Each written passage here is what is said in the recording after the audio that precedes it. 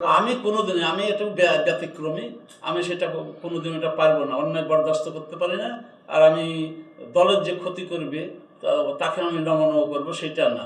আর আমি দলের নেতাদের ওপর বিশ্বাস করি। আমি কোনো অন্যায় করলে আমার সাজা হোক, আমি এমনি চালাকি চতুরি অমুক করে পাওয়া, টিকিট পাওয়া, তারপর পয়সা উপার্জন করা, এসব আমার নাই। দল যতদিন দায়িত্ব দিয়েছে আমি পালন করলাম। আমি এখন দল থেকে আমি সরে যাব, নাহলে আরও কিছুদিন থাকলে হয়তো এই যে রেজাল্ট খারাপ হবে আগে বলে দিয়েছি, বলবে ভিতরে ভিতরে ও সুরঙ্গ কেটেছে বা গাছের শিকড় কেটে দিয়েছে।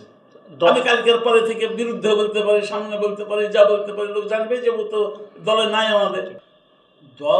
দলেরও একটা শ্রেণী এত চক্রান্ত হয়েছে ভয় আমাকে নিয়ে, মানে ওরা ওদের যে উদ্দেশ্যে দল অশুভ চিন্তা ভাবনা নিয়ে যে দলের নেতৃত্ব দেবে, সেখানে আমি কখন এই দল থেকে সরিয়ে পড়ি তবে ওদের সুবিধা। তো এই লড়াই আমি কতদিন করবো? এই লড়াই করতে করতে শেষকালে শ্রমিকরা দিয়ে হাত পাকাচ্ছে, এবং আমার চারটের উপর যে কি অত্যাচার তৈরি করেছে আমার বিধানসভায়, মানে রানীনগরের যে চারটে ইয়েতে, এসব কঠিন অবস্থা।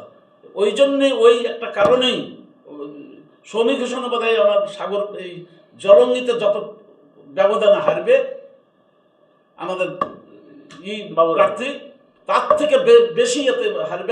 আজকেও আপনাদের সামনে বলে দেব, যদি না হয় তাহলে জানবেন যে আপনার রাজনীতির দূরদর্শিতা নাই, আপনি মাঠে লেকচার দিয়ে ওরা এটা প্রমাণ। সেই দিন এর দিনে বলে দিচ্ছি, এখনো বলছি।